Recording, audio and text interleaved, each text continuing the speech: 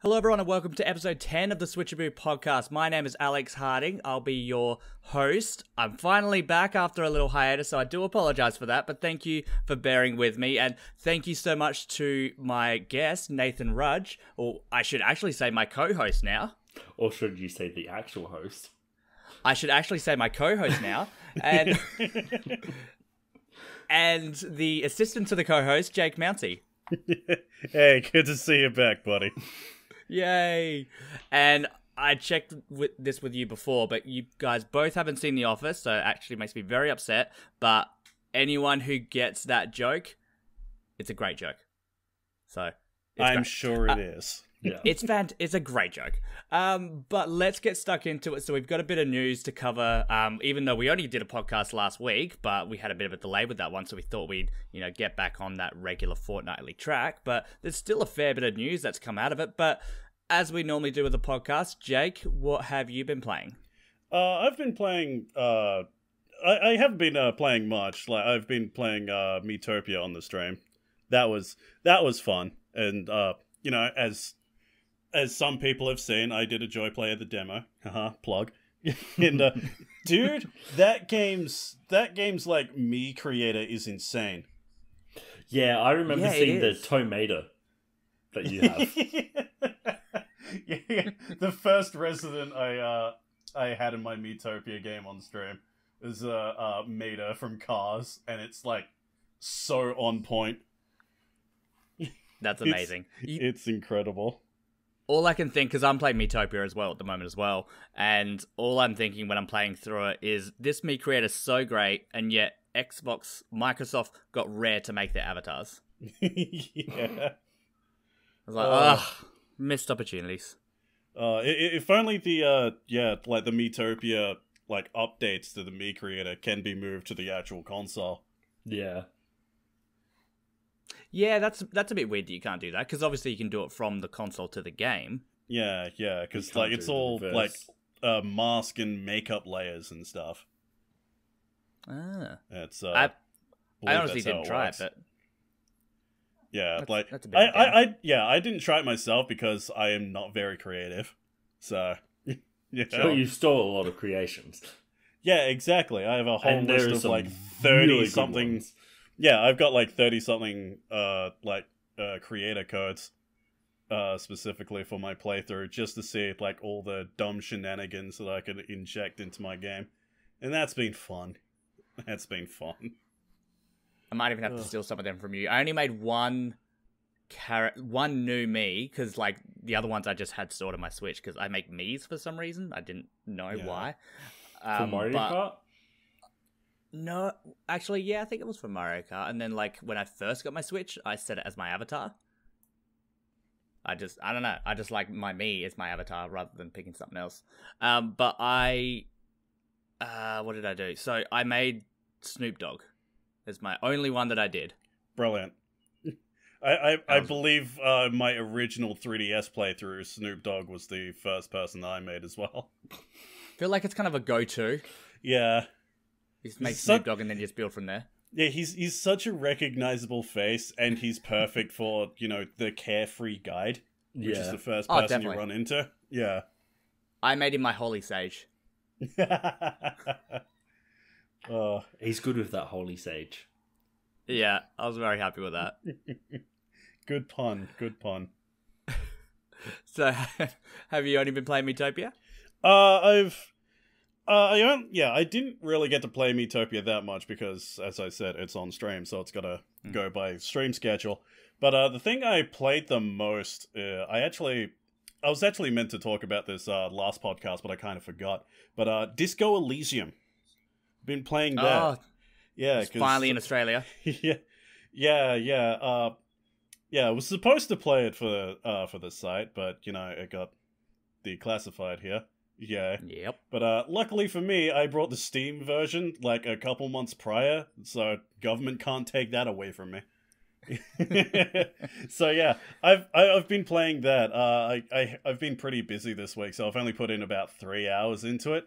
Dude, that game is so text heavy. It's ridiculous.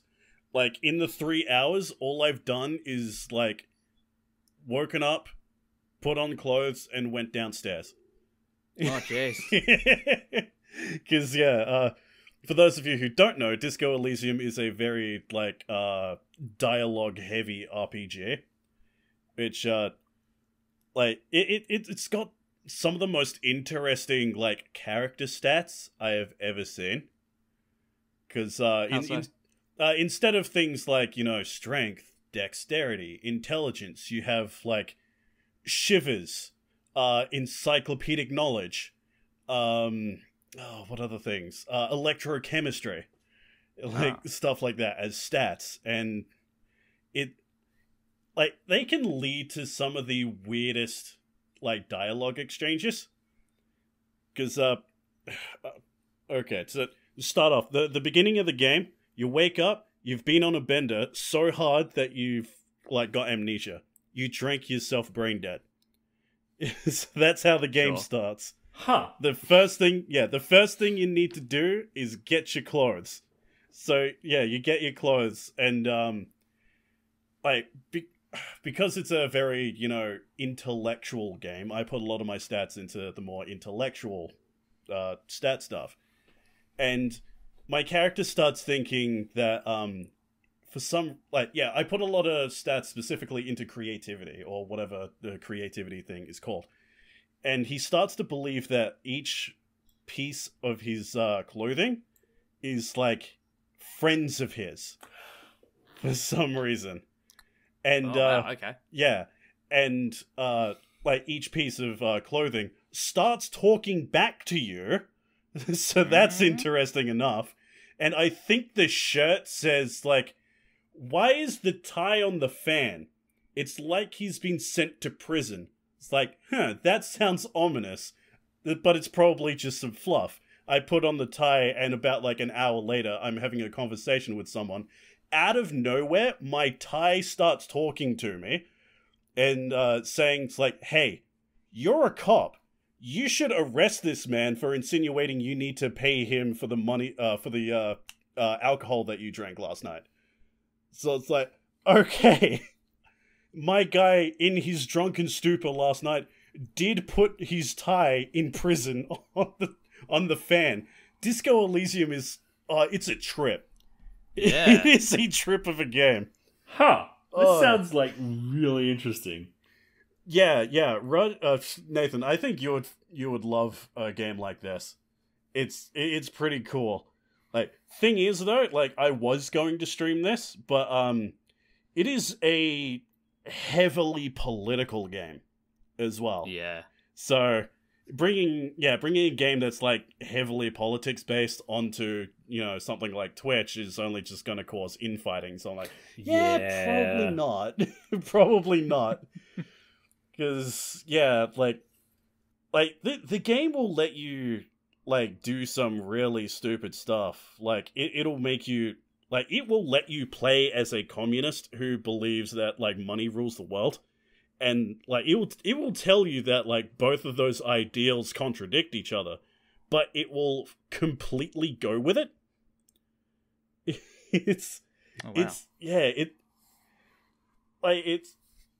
is an amazing game.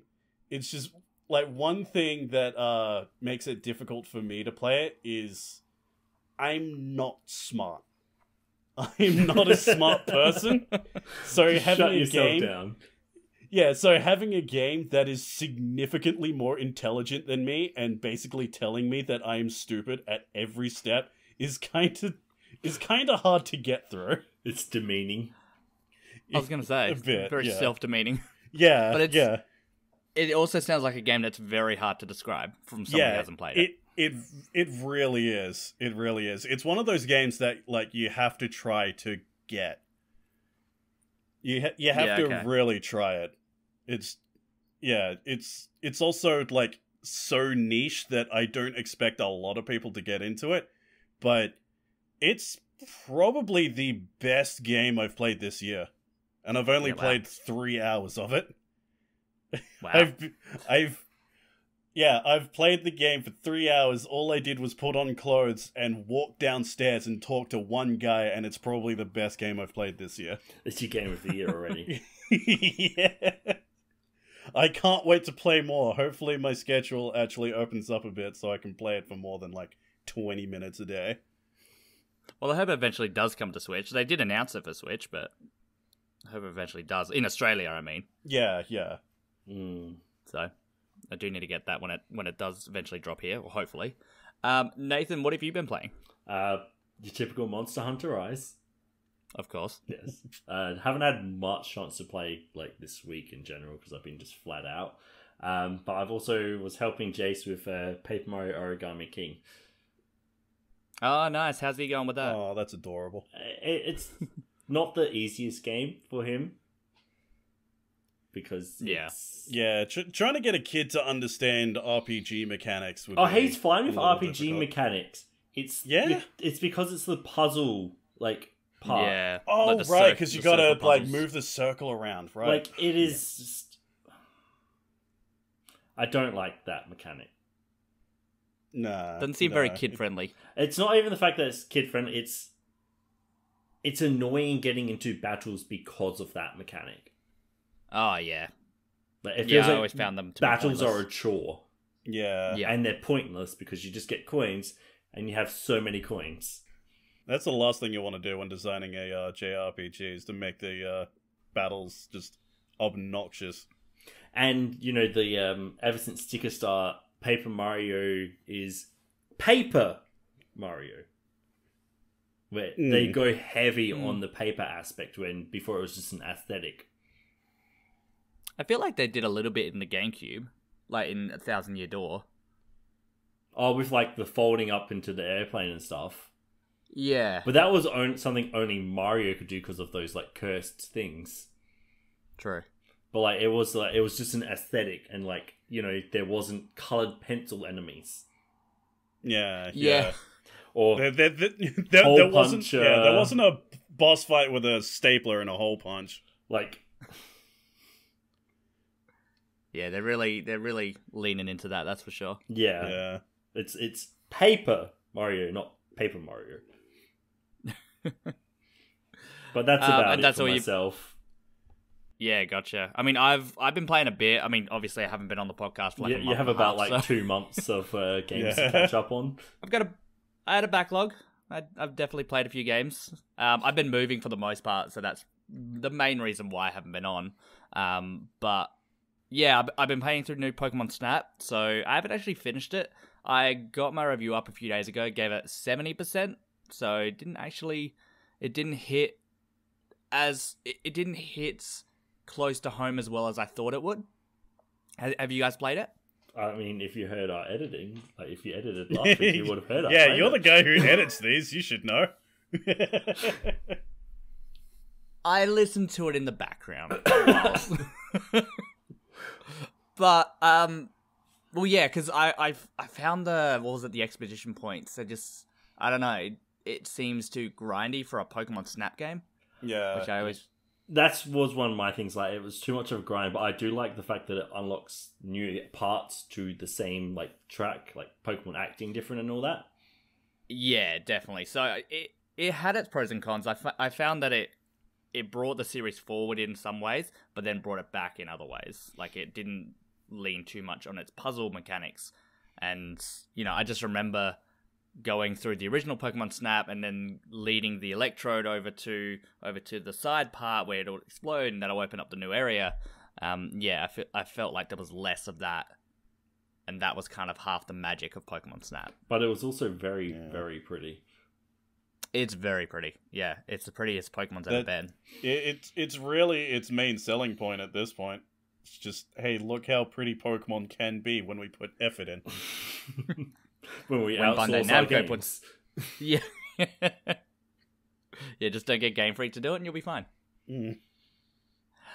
Like I said before as well, I've been playing Miitopia. I finished the demo and then I played a little bit after that. But yeah, still working very slowly with that. But I'm enjoying it so far. The game cops a lot of flack from a lot of people. Yeah, it can be a bit simple, but it's a game about Miis. Yeah. Like, what did you expect? Don't expect much. Exactly. Yeah. Yeah, you go into it knowing what you're going to get. I mean, there's also Tomodachi Life. I never played that. That is a experience. It's a weird game. You don't really play it. You're more... Observe it? Yeah, you're more observe it, yeah. All I remember was you're on a beach and then, like, someone's head just comes out of the ocean. Yeah. It's just... Whenever I think of Tomodachi Life, I just think of that moment. I think the that's only a thing I remember. dream sequence. Still cool. Because you can see people's dreams. Yeah. Or wasn't it one as well that you dated Samus? Wasn't that a thing? Or was that my own dream? Probably a little column A, a little bit of column B. But, like, there are relationship stuff in Tomodachi Life, yes. It was probably the Nintendo. They made Samus as the character. Yeah, for like their trailers. Like a trailer. I think it was like a 3-way like marriage proposal with like Reggie. Why am I blanking on their names? Oh my god! Reggie Iwata and I'm the worst at this. Why am I hired to do Nintendo stuff when I can't even remember the dudes' names? Miyamoto? Miyamoto, thank you. Oh my god, I'm the worst at names. Yeah, Reggie, Iwata, and Miyamoto, thank you. Yeah, I think that Iwata was a massive brain fart on my end. Miyamoto, and then like Reggie goes, "No, I want to marry you," kind of thing. Oh, that's right. I want to marry Samus. No, I want to marry Samus. I'm Vaguely sorry, but I don't want any of you. And they all get sad and have ice cream. What is you this, remember that Kingdom very Hearts? well. I've also been playing Bravely Default 2. I'm still working on that. I just cracked 40 hours. So how you going? I feel like I'm getting close to the end. How far into it are you? So with without spoilers, I guess. She just what's her name? The other one. Not the princess, the other one. Oh, now I can't remember her name. Yeah, I haven't played Bravely Default 2 in a while, so I can't remember her name. I remember her being the fun character. It's the Adia character. Yeah, and that's... Yeah, I wanted to say Adia, but, it's definitely not Adia. But I'm up to her city. Okay, so you still got, like, 2 more chapters after that. Yeah, but then the big reveal, which I assume you've finished the game, haven't you? Mostly. I've still got like the last bit to go, but I got to the point where I'm like, okay, if I keep going, this review's going to take forever. Love it. But yeah, the big reveal about her just happened. Yeah. Yeah, so that's where I'm up to. But I won't say any more on that. I've played a couple of little indie games as well. I did a little joy play for Oddventure, which hasn't... So that was still the demo, the pre-release demo, because it just got up on Kickstarter about a couple of weeks ago, but it's very Mother 3 Earthboundy with a bit of a fantasy, like a fairy tale fantasy twist to it. I saw a little bit of that and like immediately getting just immediate Mother 3 vibes from it. Oh yeah. You mean the franchise Nintendo refuses to bring to the east, to the West? Any day now. Any day now. Hey, Reggie's wearing a pin. Maybe it's coming soon. Yeah, we got 2 out of 3, and I think Nintendo thinks that's enough. Yeah. Even though you can only play beginnings on the Wii U, that's the only way you can play it. Like, way to make an obscure game more obscure. Yeah. Very, very Valet. I've been playing through that one. That should be past the embargo at this point. You hope. By the time it goes up. Yeah, we're good. Yeah, very, very Valet. Just had to do the dates in my head. That one's actually been a big surprise for me. I've actually been really, really enjoying it. It's a lot of fun. It's hectic as all hell, especially when you're just playing by yourself. It gets very, very hectic. But I guess any of those games are kind of made to do that. But yeah. Imagine Overcooked, but you're driving and parking cars. Yeah, no. So like, yeah, add that with traffic. And that's what Very, Very Ballet is. With Muppets. Because the characters are kind of like Muppets. Just to make it fun.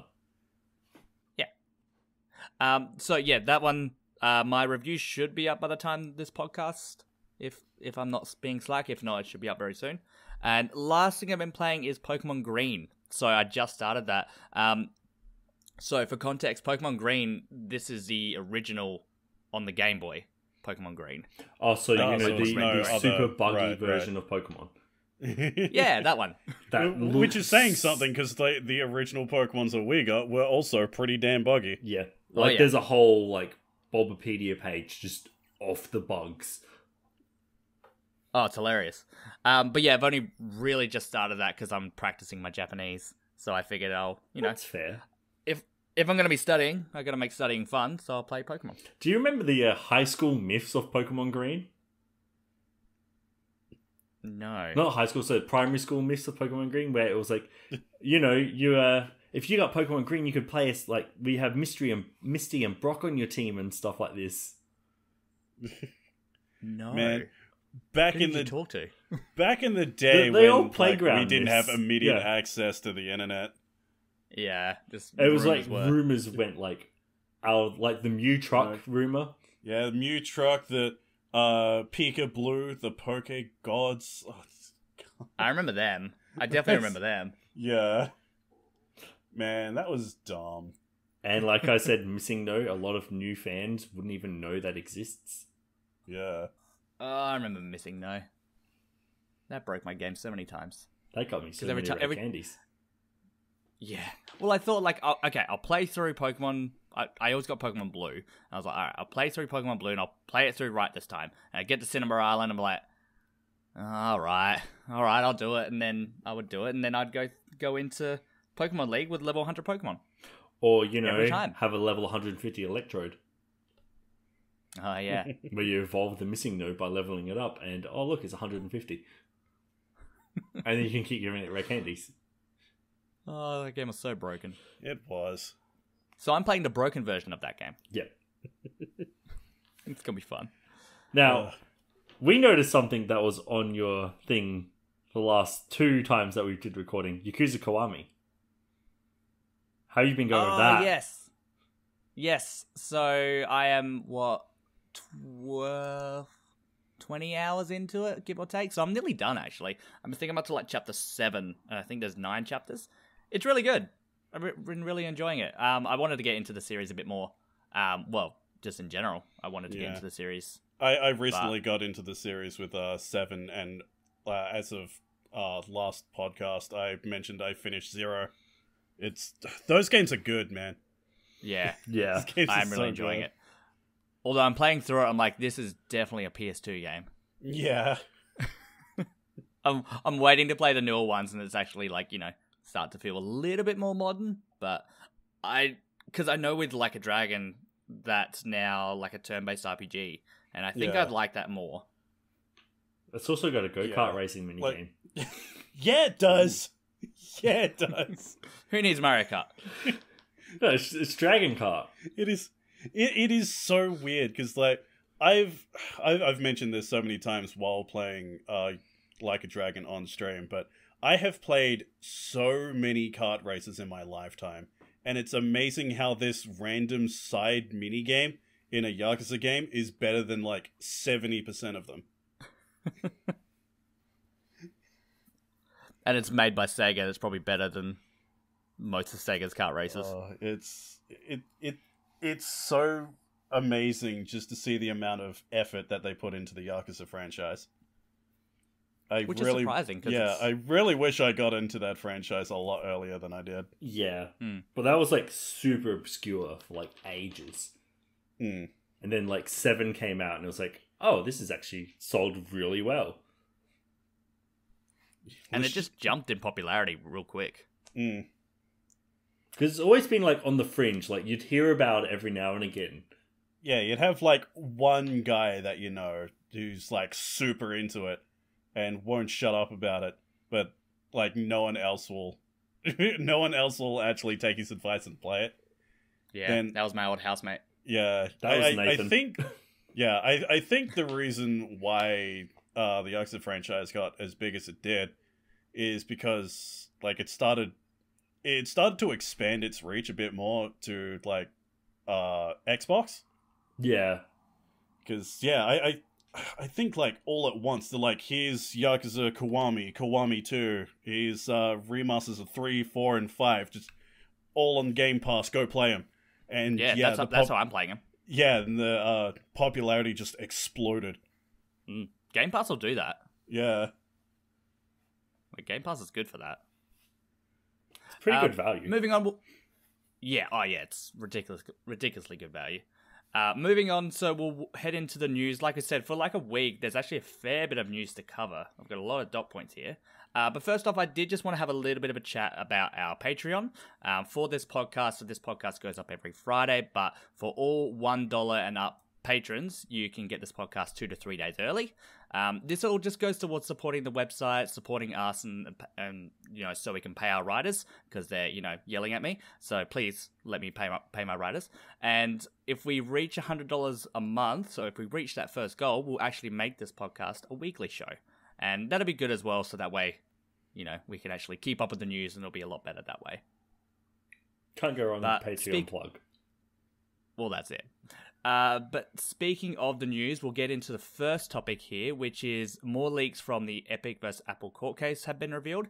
An interesting tidbit with Nintendo is that Nintendo actually refuses to work with anyone associated with the Yakuza. Speaking of the Yakuza franchise. So we were meant to bring this up last week, but we kind of forgot. There was so much news last week. Yeah, there was a lot. Yes, we kind of forgot. But it all falls when I'm not in there. No, it falls apart when it's been 3 weeks of news. Fair. I believe the reason why this is here specifically, this is actually like a really, really, really old rule that they've had, because back in the 90s, I can't remember it exactly, but Sega did have some kind of dealings with the Yakuza in Japan. When it came to the arcades and stuff, so I can't remember if they would run operations in there, or they'd have people doing shakedowns and stuff in the arcades and all that. But yeah, this is a rule specifically from Nintendo. It's like, hey, we have nothing to do with them. We're not as scummy as Sega, because it was Nintendo versus Sega in the 90s. Yeah. So it's yeah. But a lot of people found that to be very, very interesting to hear from this court case. And there was that whole massive shakedown off the Yakuza for I think it was in the early 2000s. Yeah. Where they're cracking down on Yakuza in general. So a lot of businesses go no, not doing it, because they'd get cracked down too. Yeah. I mean, it makes sense. You just don't want to be as affiliated with the mob, basically. Yeah. Also, this example link you've given here, I love this. The last paragraph. Of course, this doesn't bar Nintendo from working with game studios that are making games about organized crime in Japan, such as the Yakuza series. Thing is, Nagoshi, the dude who kind of makes them, he kind of hangs out with the Yakuza. So I don't think the Yakuza franchise is coming to the Switch. Yeah, probably not. Well, good writing there, IGN. Have you seen pictures of him? He looks like he's a member. Well, I mean, my knowledge is a bit hazy on it, but I'm pretty sure they the guy. I don't know his name. Oh yeah, Ruga Gotoku. Is that him? Yeah. Bugs. Anyways, yeah, he approached Nintendo first, but then Iwata thought, Iwata said basically no. Yeah. That's probably why, honestly, because it's we don't work with the Yakuza. Why put Yakuza, the game, on our consoles? Yeah. But I'd like to see Yakuza on Switch. I would too, but I think they've said, yeah, it's not suited for the Switch. Yeah. No. Yeah. Yeah, let's play it on my Xbox. That's fine. Yeah. A new juicy rumors floating around saying that Nintendo EBD Tokyo, who made Super Mario Odyssey, are not working on a new Super Mario Odyssey or like a sequel or DLC or anything. They're actually working on a new Donkey Kong game. So there's conflicting reports as to whether this is 2D or 3D. So, some are saying 2D, some are saying 3D. And apparently it's not connected to Country Returns, so that series, but it could still feature the Kremlins and all that stuff. Right, so... I thought the Kremlins were tied into Rare, which is why they didn't bring them back. Yeah, it makes sense. Yeah, I don't know how that legally works, because, yes, they are, I guess, Rare's creations, but they're still part of the Donkey Kong universe. Yeah, and there have been games later on that have used Kremlings as well, like Super Mario Strikers. I believe they were the goalkeepers. Oh yeah, they were too. Yeah. So that was So that'd be I interesting. think it was more Nintendo how just that trying works. to separate themselves from the Rare games initially. Yeah, Probably. I think so. But what would you like? How would you guys think? Would you want a new? Would it 2D or 3D? What would you prefer? Donkey Kong out of a Donkey 64. Kong game? Yeah, I would like a 3D one. Yeah, I would like a 3D game, kind of like Donkey Kong 64, but not as ridiculous. Yeah. When it comes to its collectibles, I mean, look at I'd like to actually Super finish the Mario game Odyssey. in this decade. Like Super Mario Odyssey was just like the perfect 3D Mario. Yeah, I mean, that one you had collectibles everywhere. Yes, but but you got them like every 5 seconds. and they were more natural. Well, yeah, well, And Donkey you didn't Kong have 64, backtracking. you constantly had to backtrack, swap characters, do Yes. a whole bunch of like 5 to 10 minute long mini games, and then swap back to another character to pick it up. And Yeah, I never went back to Donkey Kong 64. But the yeah, DK there's a route. reason a lot of people don't. Yep. Also, I walls played don't Banjo exist in games, that I'm game, happy. apparently. What doesn't? Walls don't exist in that game. Ah, Like, Of if you course. look at a speed run of it, walls don't exist. Yeah. oh goodness. But yeah, I mean, I can see Nintendo honestly making a 2D Donkey Kong game, even though I as much as I would want a 3D game, more of the rumors are leaning towards a 2D one, which is a bit upsetting. But I'd honestly be a bit surprised with the Super Mario Odyssey team going back to a 2D game. That's what I was thinking. If it's the Odyssey team, they might make it 3D. But yeah, I think Donkey Kong is well due for a 3D adventure. He hasn't had one since 64, I'm pretty sure. Yeah. Yeah, I think that was its only 3D adventure. Other than that, it's Yeah. been all 2D. Even if we think about, obviously, the Country Return series, but then you've also got, like, Jungle Beat on GameCube. Yeah, that's what I was And like. those games. Even that, it's still 2D. Well, like, not the Yeah. same, but yeah. Like, Donkey Kong can be 3D. You just have to, do a 3D platformer in the jungle. You're done. Yeah, just give it the same finesse that you gave, Mario Odyssey. Yes. Done. Put it in a box, slap a price tag on it. And we will buy it. Yes, Yeah, we people will buy that like crazy. And we will review it. like us. Yes, we will. Moving on to the next bit of news. So, a little quote from someone interesting here. So, Switch, PlayStation, Quest, all of these platforms make perfect sense for Roblox, says the Roblox Corporation. Do you guys know what Roblox is? Yes, I do, but what's Quest? Oof. I don't know. Yeah, Quest. What is just Quest? I don't know. Wait, is it Oculus Quest? Facebook Quest? I feel like I've seen that before. That rings a bell. Yeah. Yeah. For like some kind of VR thing. Anyways, Roblox coming. I know nothing about Roblox, but I know my cousins love it. All I know barely about know anything Roblox about is it. like the face and the oof meme. Yeah, exactly. Yeah. But like, it's kind of like another. I mean, it's not Fortnite because it's not a battle royale, but it's like one of those really popular games with that kind of generation, and bringing that to Switch, I feel like just makes sense. I would never play it, but it'll be good for the Switch. I feel like I know there's a lot of in-game spending, like Fortnite. Yeah. Yeah. Yeah, there is. I bought, for their birthdays, I asked their mum, like, oh, what do I get them? And they're like, oh, just get them Roblox gift cards. I think it's called Robux. Right. Yeah, that just triggered a memory from my mind from like a couple years back, when I went to like a doctor's appointment, and like my doctor knows that like I play video games and stuff, so he's like, my daughter asked me for something called Robux. Do you know what that is? I'm like, oh no. Oh no. Oh no. Hide your wallet. Oh. So yeah, all I know is it's a very popular series, and if they're thinking about it coming to Switch, it'll probably come to Switch, because that just makes financial sense. Yeah, we're just too boomer to understand what it actually is in the first place. Yeah. Oh, don't say that. I found a grey hair the other day. It's all downhill from here. It's really sad. I'm 27 with grey hair. You're the youngest one of us. Am I? Out of us three, yeah. Yeah. Yeah, I turned 28 the other week. I'm 28 in August. Okay, I feel better now. Thank you. I'm the boomerest of the boomers. Get off his lawn.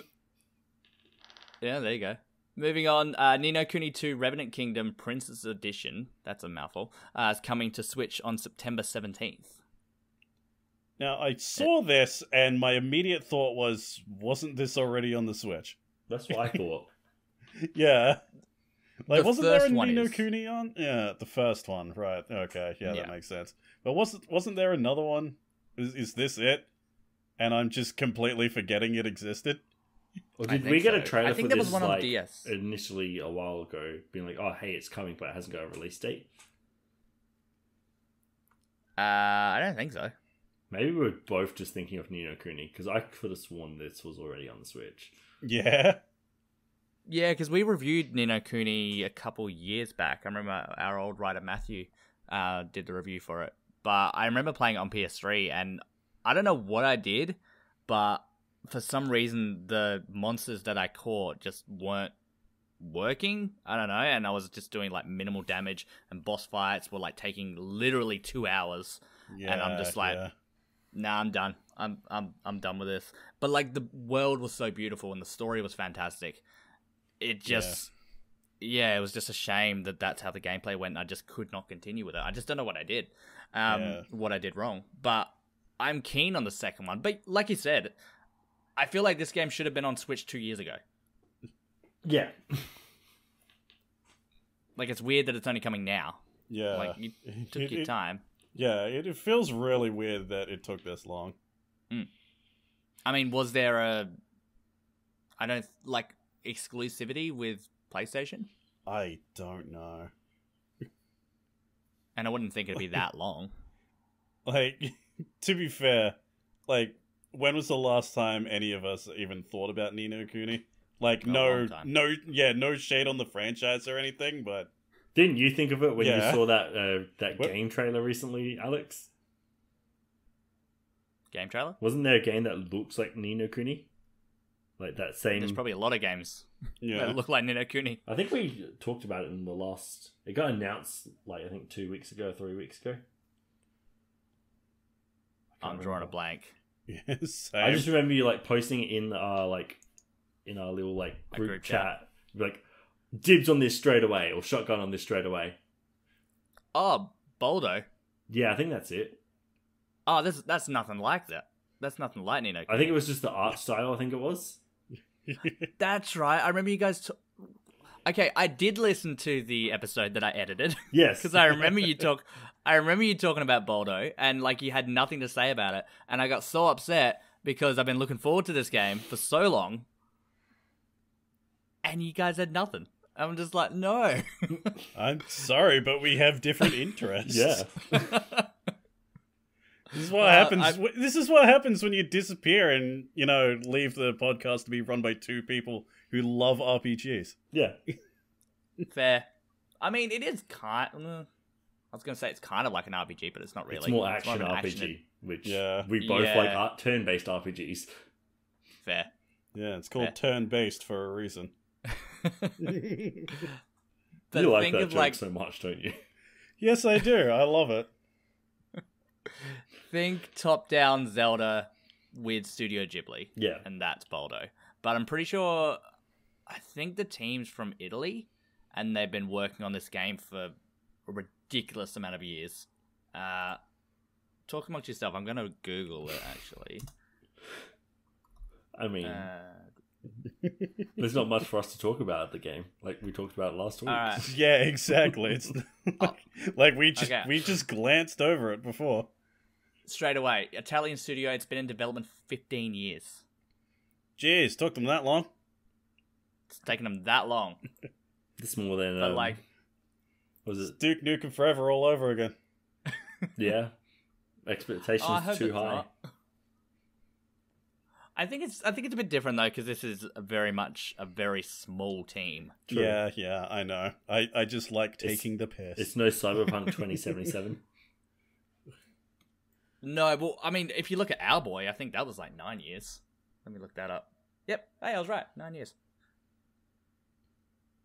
So, yeah, Owlboy took 9-10 years, and that game's amazing.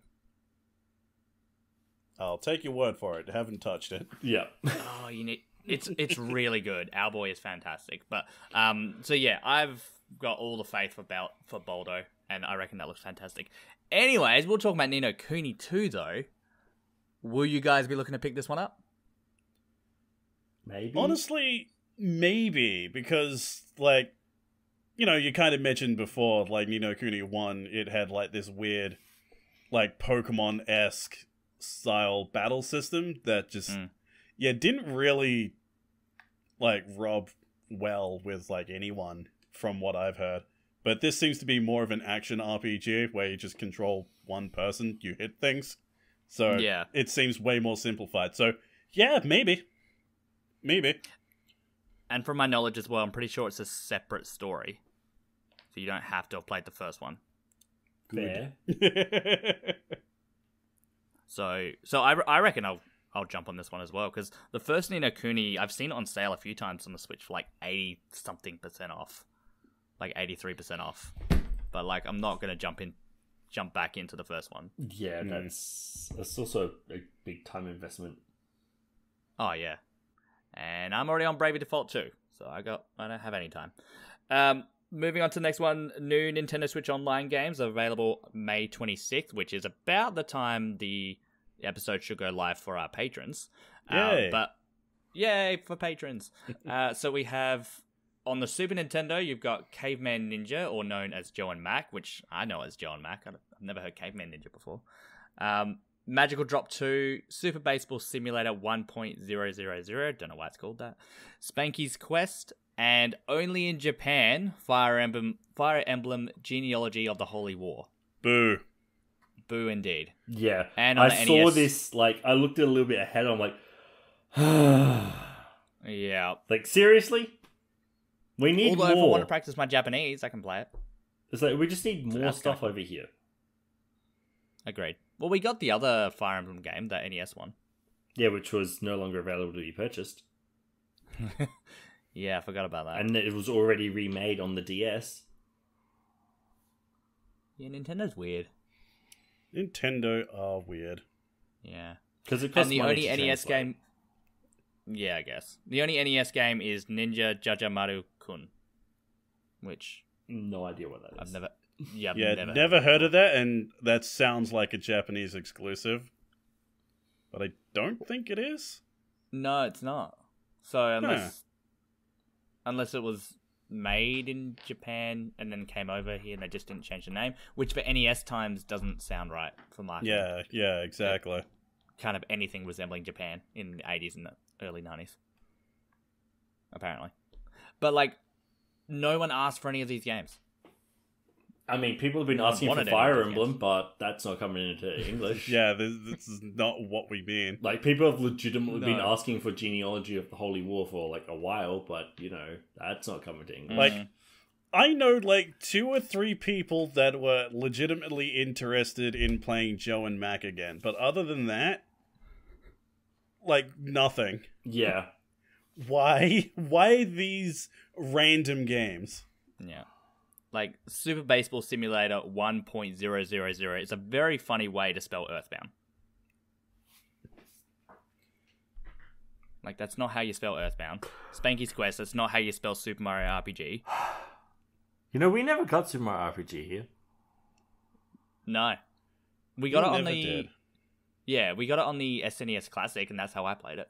But does that count? Yeah, because, you know, not everyone Yeah, purchased that. here in Australia, it never got released properly.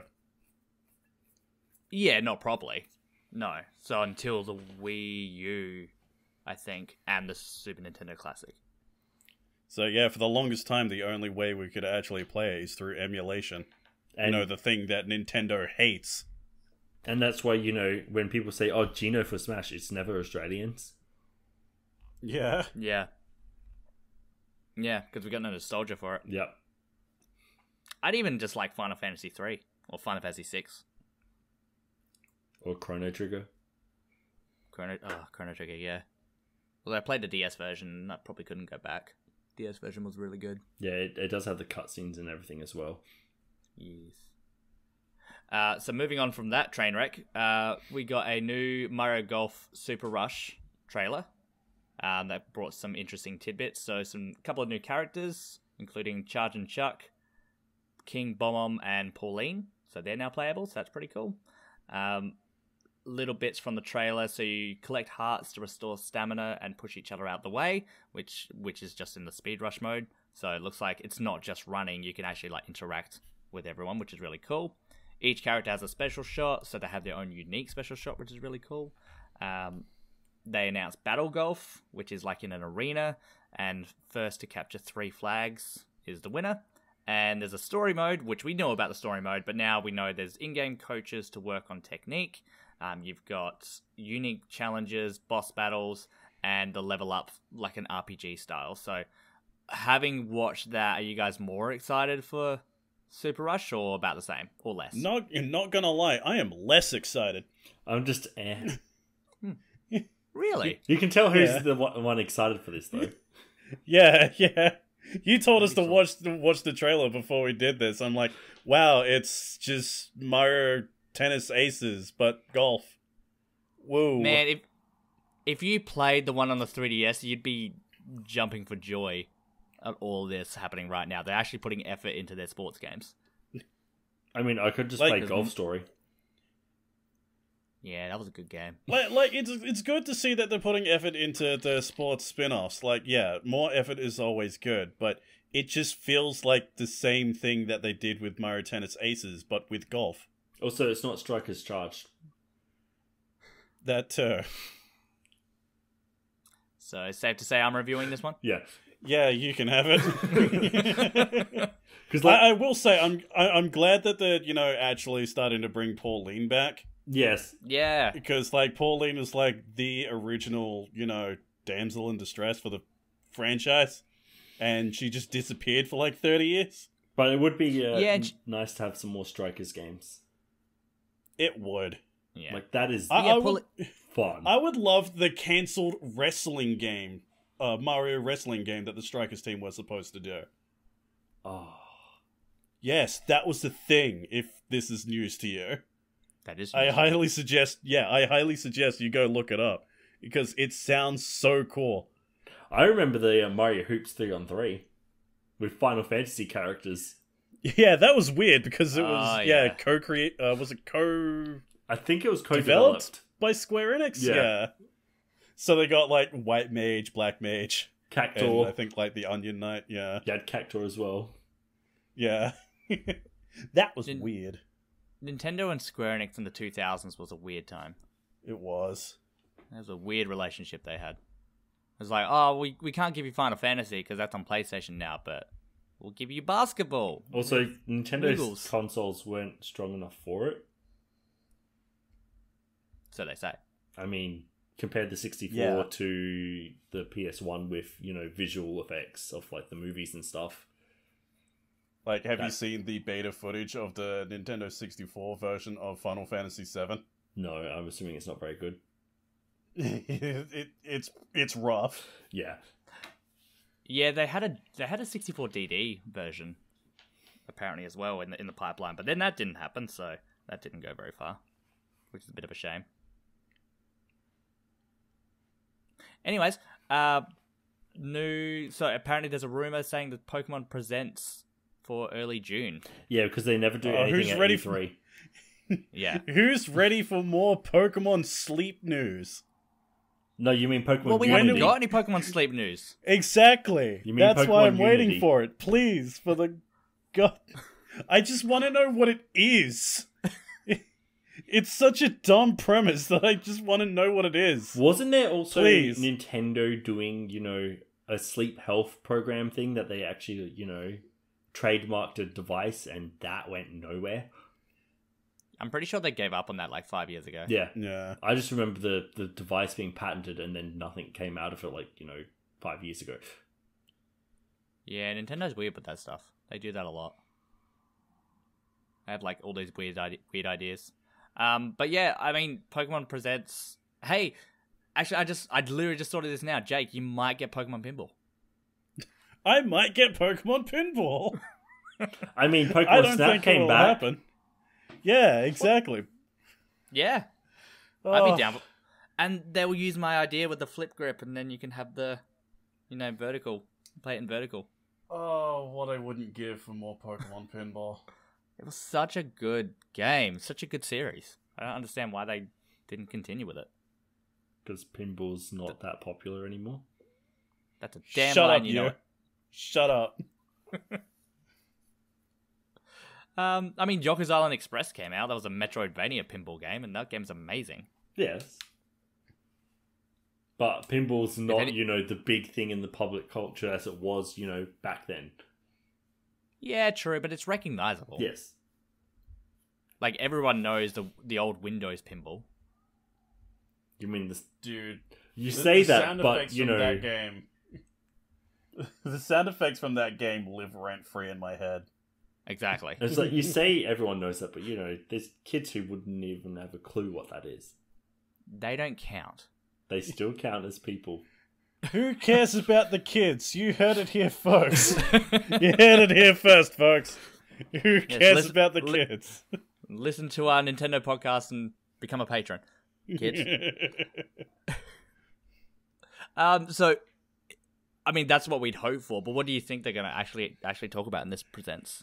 If it is true. Like I said, If Pokemon it Unity. is, yeah, probably Pokemon Unity. Maybe a little bit more about the Diamond and Pearl remix. Maybe one thing one surprise thing. Probably something else for their 25th anniversary. Yeah. I don't think it will ever happen, but maybe like some news about the card game. Like, it never happens, but considering how popular the card game's been, like, as of late, it's It's because they have their own card point. game thing on the computer, but like that's not very good. No, yeah, the trading card online. Like if they Bring that to Switch. if they release like a mobile version, which they're more likely to do than do on Switch. True. Well, I mean, a lot of times they release something on Switch and mobile, True. so it makes sense to put that on Switch so you Yeah. can play the trading card games on your Switch. Yeah, it would be a nice way to, actually play the Pokemon card game, because there have been shortages because people have been using them for, like, investments. Like, oh, this is Well, going I'm to gonna go so buy well. this box. Yeah, I'm gonna buy this box of Pokemon cards, so I'm gonna pull a shiny Charizard and get $1,000 back. And then they get nothing out of the box, and you've just wasted $100. Card games, baby. It's gambling for kids. Nathan, I'll let you take the lead on this one. Monster Hunter 3.0 update information is coming on the 26th of May. Which hasn't happened yet, obviously. So it's mostly going to be your endgame story. So, like, continuing the last bit of story that hasn't happened yet. So it'll be interesting to see probably more Elder Dragons.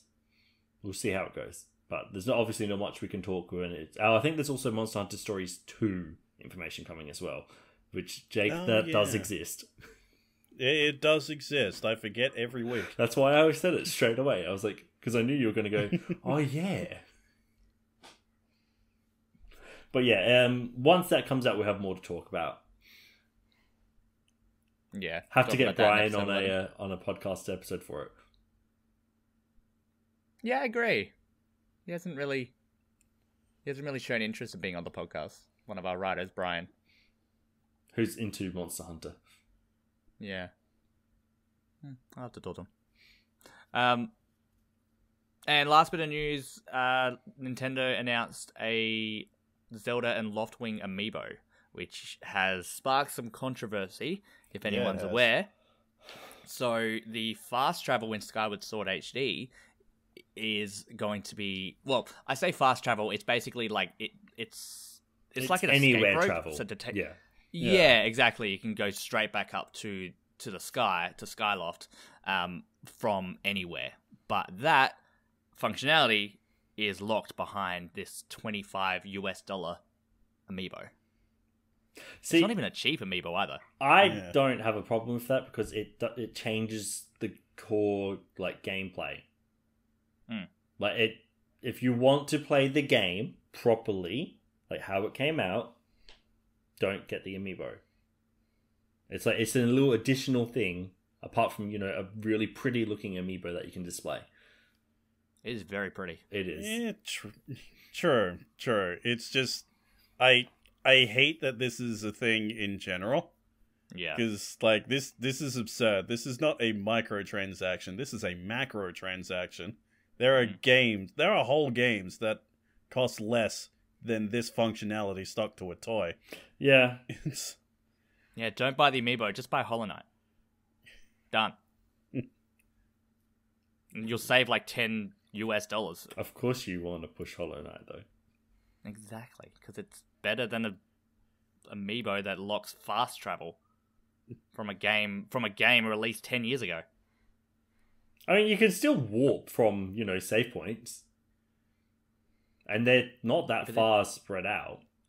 Yeah, but I'm lazy.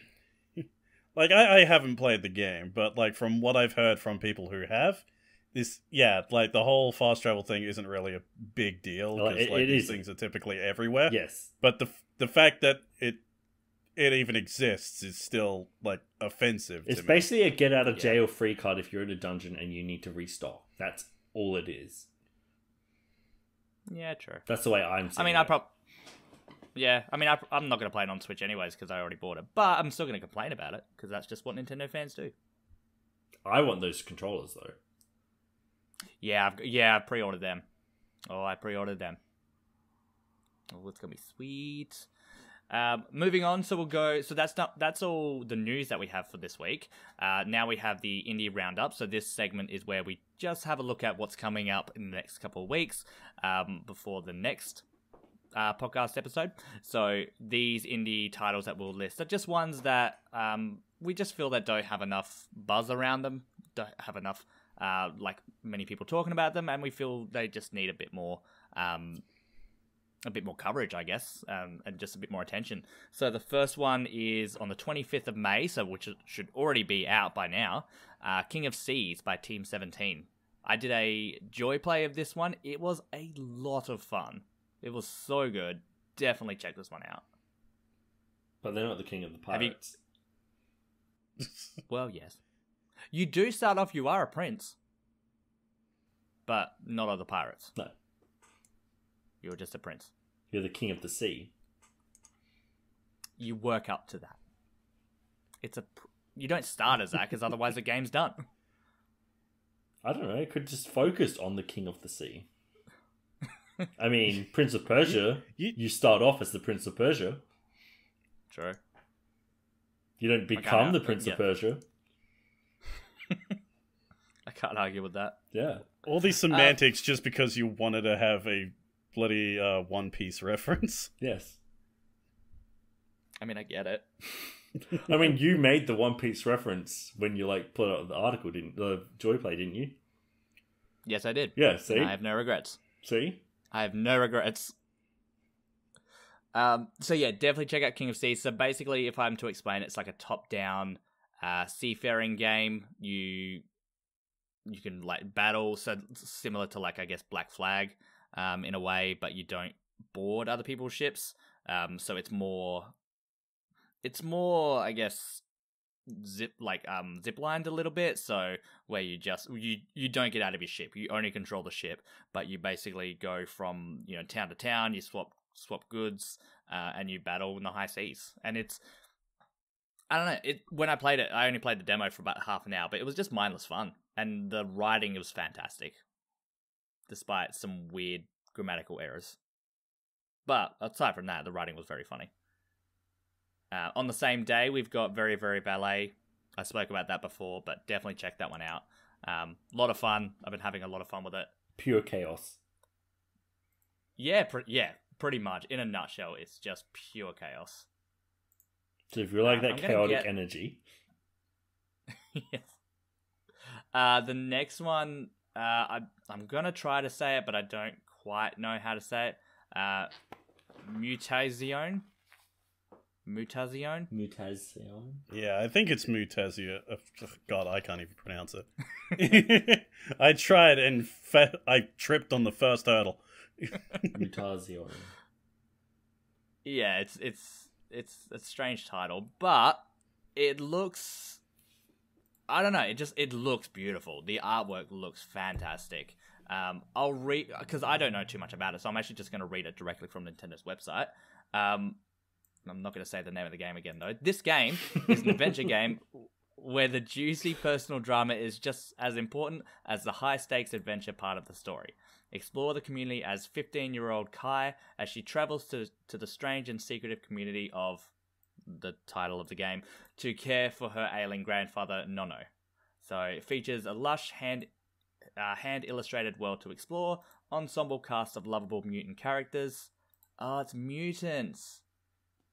I mean, I kind of figured it was mutants. He got it! He understood the name! Light bulb.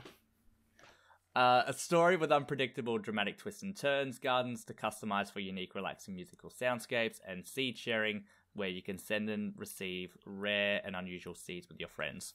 I don't know, it looks really, really wholesome. I think it's neat. You just can't pronounce the name of the game. Exactly. So that game is neat. 27th of May, you've got Pathway. So this is from Chucklefish. This is a strategy RPG. Nathan, this one looks right up your alley, I'd say. You sent me the trailer to this, didn't you? Yeah, I did. So it looks like it takes place... from looking at it, it looks like ancient Egypt. Let me double check. Or like maybe modern Egypt. Yeah. It was and they're just going through the ruins. It looks. But yeah, think really of that cool. with. Yeah, and it's got that Chucklefish. It's got that Chucklefish pixel art style. Like you can think of like Wargroove, or something like that. Chucklefish, even though they're only the publisher, they're not the developer. They've got the games that they publish are always very uniquely Chucklefish. I mean, they also helped publish Stardew Valley. Yeah. Before he took it independent. That's right. So yeah, definitely check that one out if you like some strategy RPGs. I'm looking at this and like it reminds me a bit of Banner Saga. Yeah. Because some of the dialogue prompts and stuff that you got in it as well. Banner Saga is good. Yeah. Well, there you go. If you like Banner Saga, definitely check out Pathway, because that would be out by the time this podcast goes live. Pekkaminosa, which is... We covered this one a while back on a Kickstarter. So when it was on Kickstarter, I covered this one. And the developers are super passionate about it. So this one is a noir setting police action RPG. So you play... I'm pretty sure you play as a police officer. So if you like the 1930s gangster era, That's a good era. Yeah, like LA Noire kind of era. But you can also play blackjack. So that's good. We all like blackjack. With hookers. I'll make my own game. There we go. I got the reference. Next one, Astalon Tears of the Earth. This one is a Metroidvania. So very much NES style. If you think of... It actually reminds me of Alawa's Legacy and Alawa's Awakening. If anyone's played those games. This one is on Steve's radar. Steve is our Metroidvania guy. And I sent this one to him. Like, I didn't even put it in the group chat. I just sent it to him. He's like, yes, I want this. I'm just glad we have a Metroidvania guy because I'm terrible at Metroidvanias. Yeah, same. I bounce off Metroidvanias like crazy. Well, there you go. If you don't have to worry about Metroidvanias because you know Steve will do them. Yeah. Steve loves Metroidvanias. And Jake's our kart Metroidvania racing guy. There you go. What a niche that covers. So yeah, Astalon, Tears of the Earth. It doesn't look like it looks good. It just doesn't look anything unique, I guess I'd say, if I'm to be a little bit critical of it. But if you like the NES style Metroidvania, I reckon this is definitely one to check out. Again, if you like Alwa's Legacy and Alwa's Awakening, it's definitely for you. Or if you're waiting for a game while waiting for, was it Silk Song? Silk Song, yeah. Oh yeah, that was another bit of news. I actually didn't include that, so that's actually not going to be at E3. Confirmed. Yeah, that's very upsetting. I told you guys it would take like another couple of years. I don't doubt it. Alex, you live near where they work now, so you just got to find them. Pretty much.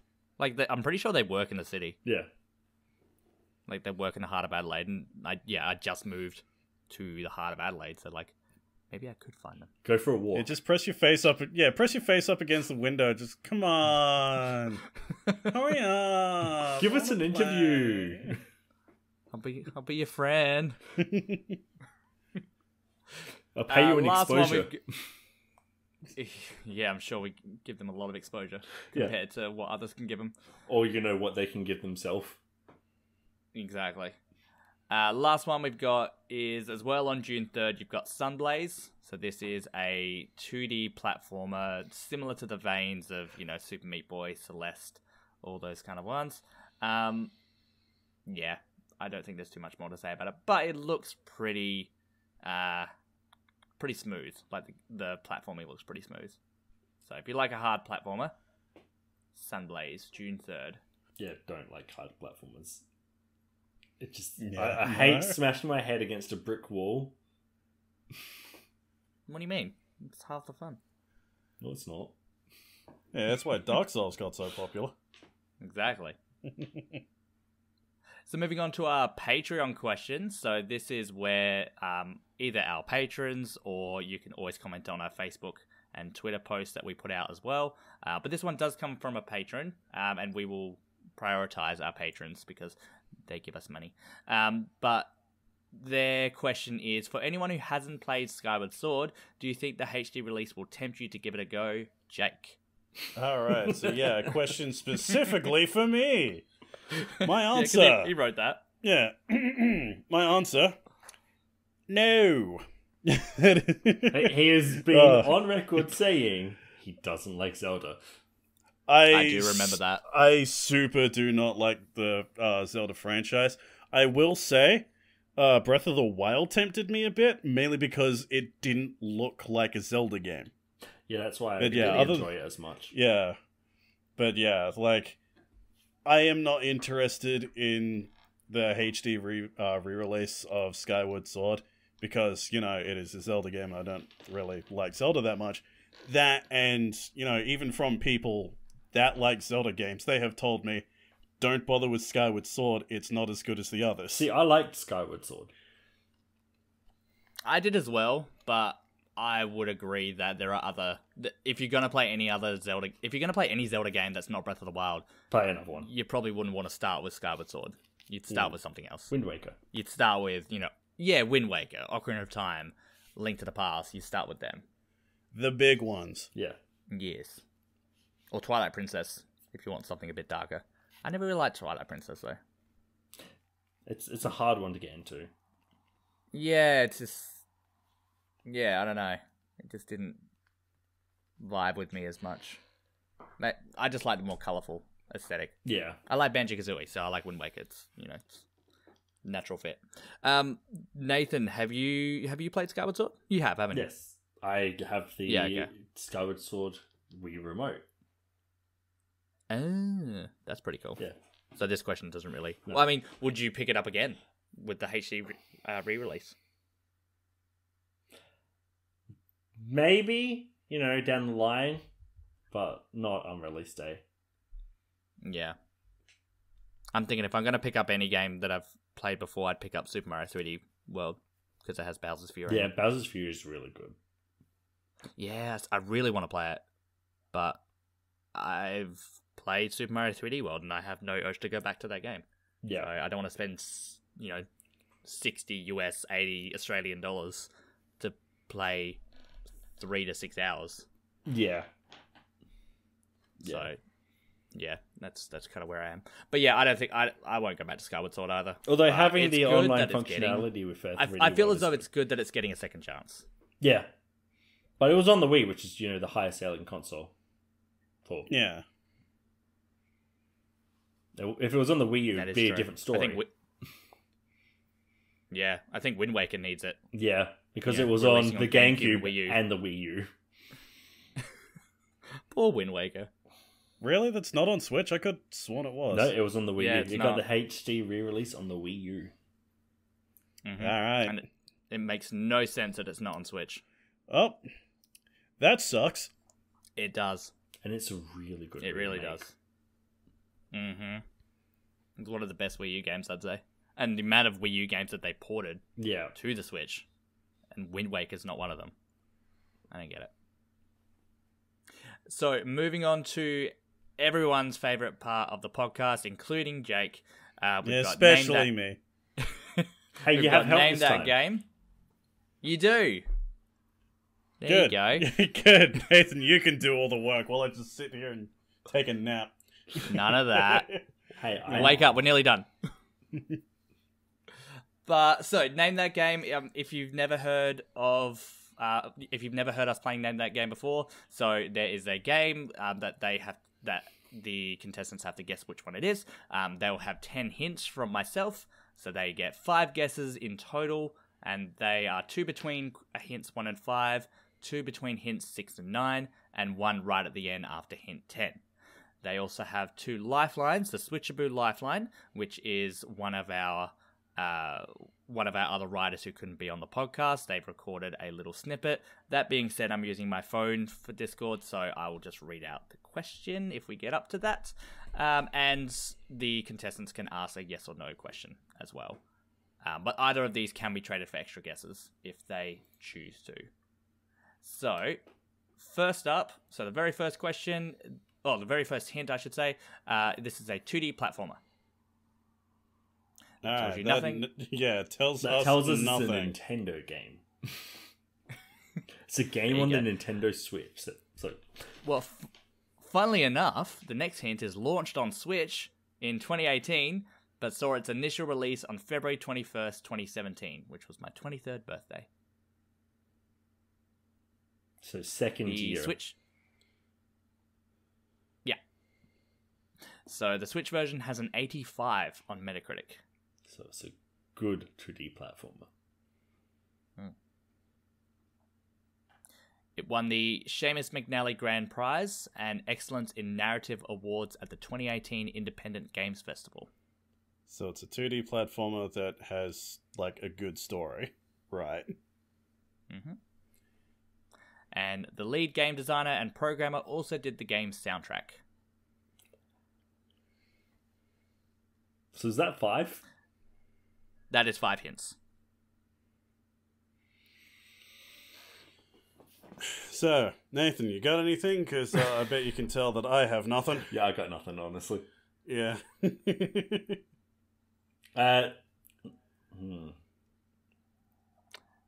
So I'll read them back to you. So 2D platformer, launched on Switch in 2018, but saw its initial release on February 21st, 2017. Switch version has an 85 on Metacritic, won the Seamus McNally Grand Prize and Excellence in Narrative Awards at the 2018 Independent Games Festival, and the lead game designer and programmer also did the game's soundtrack. Yeah, no clue. It's probably an indie game. That's about all I can get. And I know Shovel Knight was actually a launch title, so it's not Shovel Knight. And it won those awards at the 2018 Independent Games Festival. Just saying. Wait, when you say initial release, does that mean it wasn't initially on the Switch? Yeah, released on other consoles first. Okay. Just thought I'd clarify because, you know, it could have been like the DLC transfer over, which is, you know, because Shovel Knight has those extra games which are technically different games. Oh, gotcha. Yeah. Yeah. I'll clarify the base game. I don't actually. I'll give you a kind of another hint, but I don't think it's a hint because this is just my thoughts from memory. I don't think this game has ever received DLC or much DLC. So the base game launched on February 21st, 2017 on other consoles, came to Switch the year after. So it's not Hollow Knight. Because Hollow Knight got DLC. Mm-hmm. That much I know.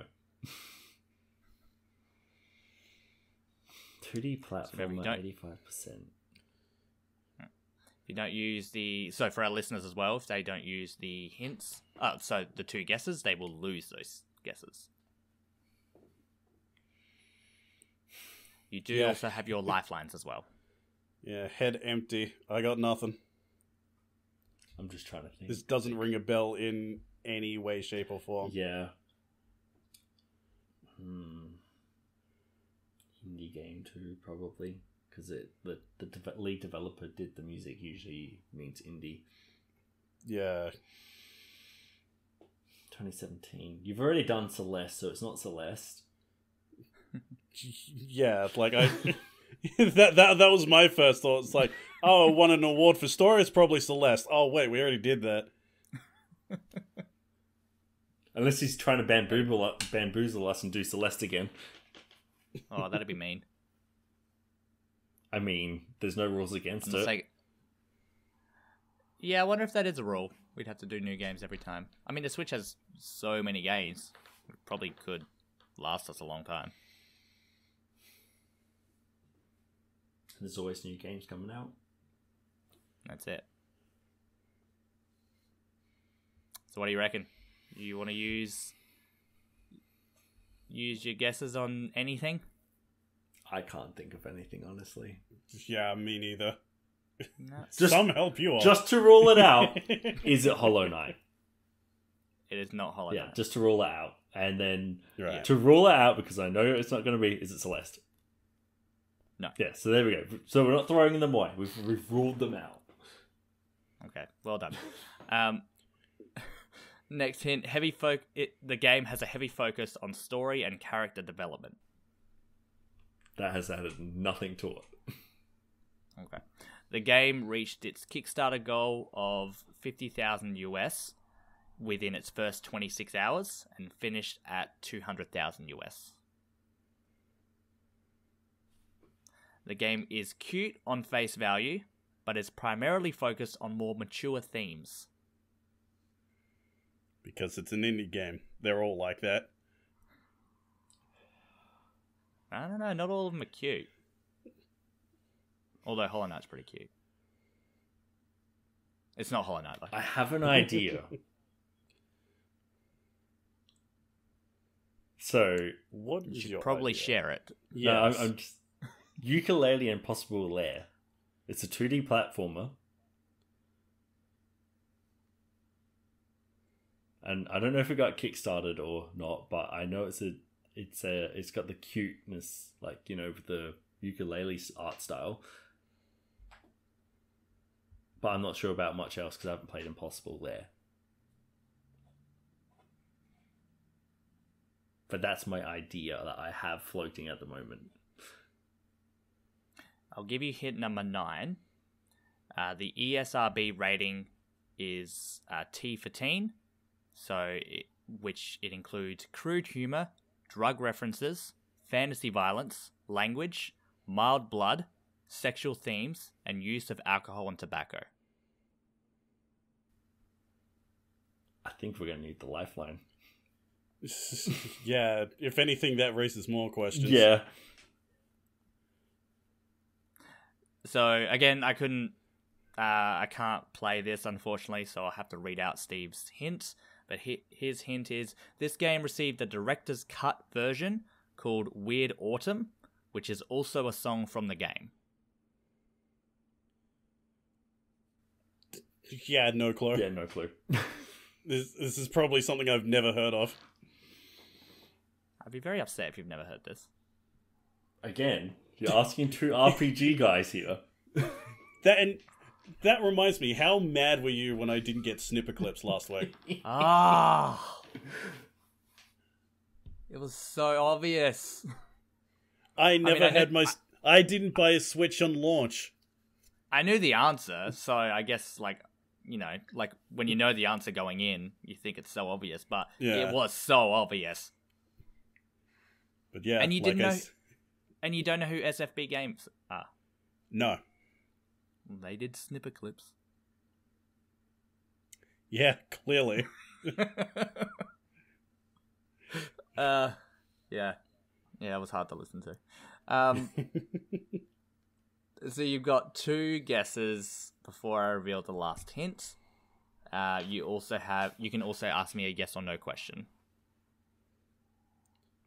Yeah, I have no clue. No clue. Sorry. Or you can use the yes or no question as a guess after I reveal hint 10.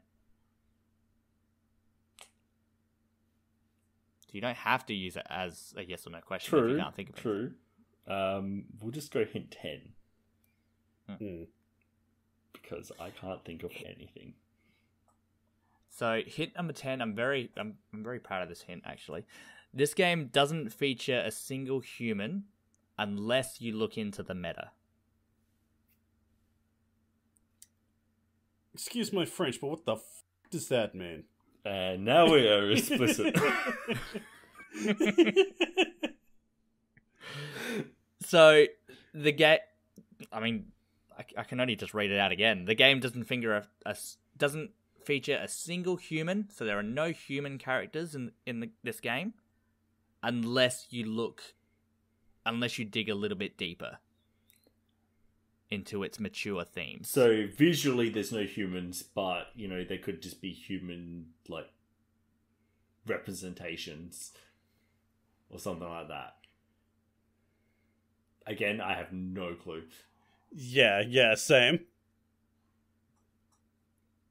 So you're not even gonna guess? I genuinely have no idea in my head. I've never even heard of Weird Autumn. Same. All right. So do you want me to reveal the answer? Sure. Please. Okay. So developed by Infinite Fall, published by Finji, released on Switch February 1st, 2018, is Night in the Woods. A incredibly popular indie title. I've never heard of it. Oh, that game! Oh my god. That game. I forgot that existed. You forget things exist a lot. Yeah. I've never heard of it. Yeah, well... The only reason I remember that, I even remember this game at all is because I think someone I follow on YouTube did a Let's Play of it 3 or 4 years ago that I didn't watch. All I remember was that there was memes about doing crimes. I haven't seen That's it. anything from this at all. Wow. That's actually quite surprising. I've not seen anything on this. So, then, in that case, Nathan, I assume you're looking at artwork of it? Yes. Yeah. So you play as the cat, the main character, but they're all there are theories about it, but basically, so she returns from university, so she drops out. She leaves her her hometown, and she goes to university. She then drops out and comes back because she's, I think she's struggling with like depression, mental health, and whatnot. But she's also experiencing, basically, she sees everyone as animals. That's the theory, is that she sees. So really, these are humans. These are human people. These are humans in a regular town, but she sees everyone as animals. And that's how you play it. So it's very cute on face value. And so when you look at the game, you're like, oh, that's a cute little adventure game, but it's actually got some really deep themes to it. Because it's an indie game. Well, yeah. It is an incredible game. It should be more than 85 on Metacritic, and I 100% recommend it to everyone. Again, never heard of it before this. Download. And I've only really seen it once 3 years ago. Well, there you go though. Night in the Woods. That was this one.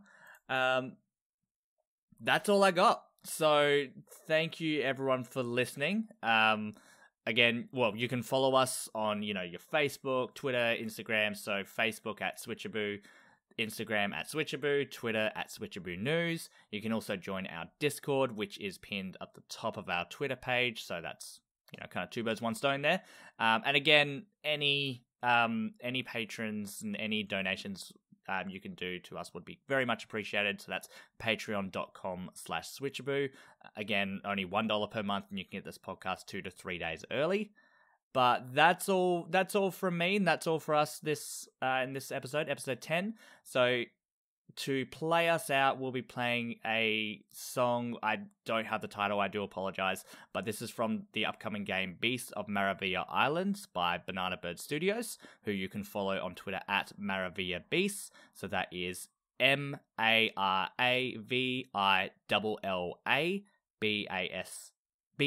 I butchered that. I do apologize. And this track as well is composed by Tavi, Zeir and Carl van Wiltenburg. Thank you everyone for listening. Enjoy your day.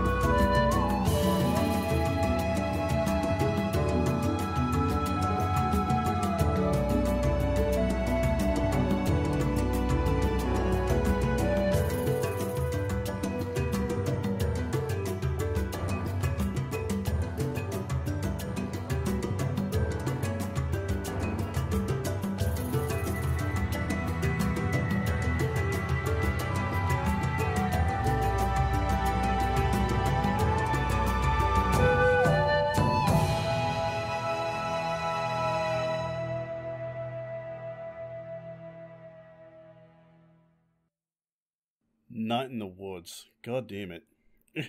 Night in the Woods.